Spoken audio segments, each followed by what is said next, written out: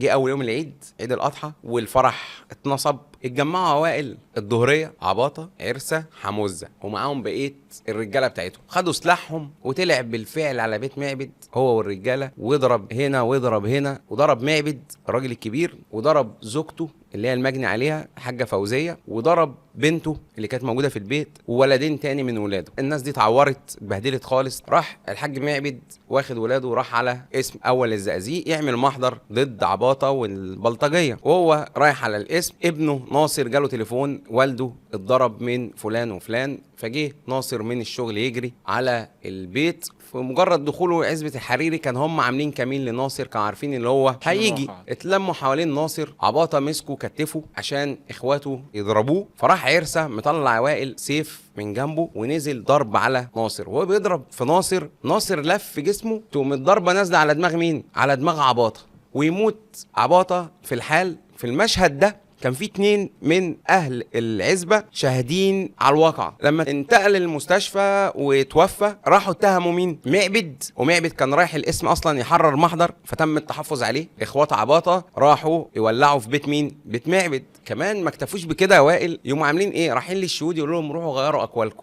يحصل ايه؟ يروحوا يولعوا البيتين بتوع الشهود العيان. اهالي العزبه اتجمعوا، قال لك لا احنا مش هنسكت على الوضع ده، وحاولوا يتجمعوا. يحصل ايه؟ يروحوا يولعوا 5 بيوت للاهالي. كل ده ايه؟ الرجاله والصبيان بتوع مين؟ بتوع عباطه. بتوع عباطه عايزين بقى ايه؟ يجيبوا له حقه. احنا هنوري العزبه دي ايام سودة لحد ما نجيب حق مين؟ عباطه. حق عباطه. الراجل الكبير اتحبس، وولاده رجعوا تاني لمسقط راسهم في قريه الحردنه في القصيه في اسيوط. ورجعت معاهم والدتهم. مر 10 شهور. في ال10 شهور دول كانت الزيارات صعبه لوالدهم، كانوا بيخافوا ان هم يظهروا طبعا عشان خاطر لا حد يشتبه فيهم، حد يشوفهم، الى ان جاء اليوم، يوم الجريمه البشعه اللي ارتكبت بحق والدتهم الحاجه فوزيه.